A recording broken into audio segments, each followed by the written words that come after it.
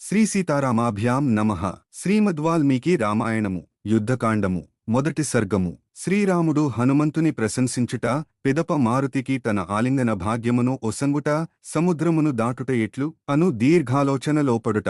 హనుమంతుడు యథాతథముగ పలికిన మాటలను విని శ్రీరాముడు మిక్కిలి ప్రసన్నుడై ఇట్లు పలికెను. హనుమంతుడొనర్చిన ఘనకార్యములు, సీతాన్వేషణలో భాగముగా సముద్రమును లంఘించుట, దుర్భేద్యమైన లంకలో ప్రవేశించుట, దానిని ధ్వంసమొనర్చుట, కార్యసాఫల్యముతో క్షేమముగా తిరిగివచ్చుట, లోకములోనే అత్యద్భుతమైనవి, ఊహకును అందనివి, అనితర సాధ్యమైనవి. గరుత్మంతుడు, వాయుదేవుడు, హనుమంతుడు ఈ ముగ్గురు తప్ప ఇతరులెవ్వరునూ ఈ మహాసముద్రమును లంఘింపజాలరు. లంకానగరము రావణుని కట్టడిలో సురక్షితముగా నున్నది. దేవతలు, దానవులు, యక్షులు, గంధర్వులు, నాగులు, రాక్షసులు మొదలగువారు ఎవ్వరునూ దీనిని తేరిపారజూడజాలరు. తిరుగులేని రాక్షస్యోధుల రక్షణ కారణముగా దుర్భేద్యమైన ఈ లంకలో స్వశక్తితో ప్రవేశింపగల మొనగాడెవ్వడు? ఒకవేళ ప్రవేశించినను ప్రాణములతో బయటపడగల వీరుడెవ్వడు? హనుమంతునితో సమానమైన తేజోబల సంపన్నుడు ఎవ్వడును లేడు. అతడు సముద్రమును లంఘించుట మొదలగు కార్యముల ద్వారా తన నిరుపమాన పరాక్రమమును ప్రకటించెను.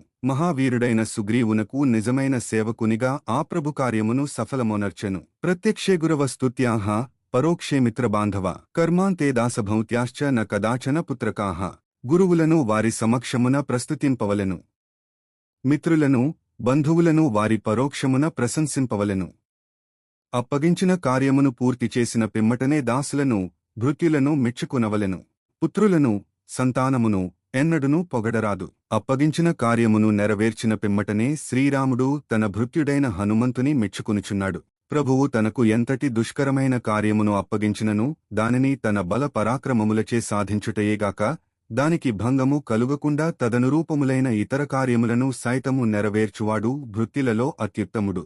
ఇతర కార్యములను చేయగల యోగ్యతయు, సామర్థ్యము ఉన్నప్పటికిని కేవలము ప్రభువు తనకు నియోగించిన కార్యమును మాత్రమే చేయు సేవకుడు మధ్యమ శ్రేణికి చెందినవాడు. తనకు యోగ్యతయు, సమర్థతయు ఉన్నప్పటికిని యజమాని తనకు అప్పగించిన కార్యమును సావధానముగా పూర్తి చేయనివాడు సేవకులలో అధముడు. ప్రభువు యొక్క ఆదేశానుసారము హనుమంతుడు సీతాన్వేషణ కార్యమును శ్రద్ధాసక్తులతో పూర్తిగా నెరవేర్చిన, అంతేగాక తన గౌరవమునకు భంగము రాకుండా రాక్షస సంహారము మొదలగు ఇతర కార్యములను కూడా సాధించి వానరరాజైన సుగ్రీవుని సంతుష్టుని గావించెను. అంతేగాక వైదేహిజాడ తెలియుటచే నేడు నేనును, లక్ష్మణుడును, రఘువంశము, అంతేగాదు మనమందరము ధర్మమార్గమున రక్షింపబడితిమి. ఈ కార్య సాధన ద్వారా హనుమంతుడు మా ప్రాణములను కాపాడెను. సీతాదేవి కుశల వార్తలను దెలిపి మహోపకారమొనర్చిన ఈ మారుతికి తగిన ప్రత్యుపకారమును చేయలేక దీనుడనై యుంటిని. అందువలన నా మనస్సు మిక్కిలి పరితపించుచున్నది. ఈ సందర్భమున మహాత్ముడైన ఈ హనుమంతునకు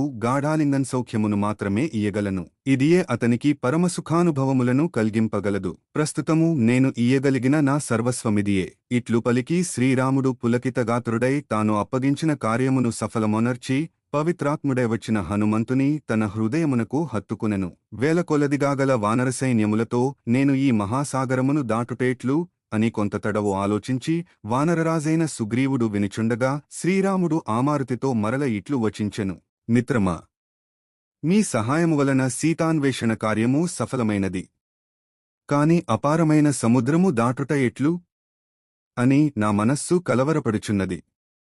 అనంతమైన జలములతో నిండిన మహాసాగరమును దాటుట మిక్కిలి కష్టమైన పని. ఇచటనున్న వానరులతో సహా మనమందరము జలనిధి యొక్క దక్షిణ తీరమునకు చేరుట ఎట్లు? ఈ సముద్రలంఘన విషయమున నా ఈ సందేహమునే సీతాదేవియు నీకడ ప్రకటించియుండెను. అది సరే, ఈ సందర్భమున నీ ఆలోచన ఏమి? శత్రుసూదనుడైన శ్రీరాముడు హనుమంతునితో ఇట్లు నుడివి చింతాక్రాంతుడయ్యెను. పిదప ఆ ప్రభువు దీర్ఘాలోచనలో పడెను. వాల్మీకి మహర్షి విరచితమై ఆదికావ్యమైన శ్రీమద్రామాయణమునందలి యుద్ధకాండమునందు ఇది మొదటి సర్గము.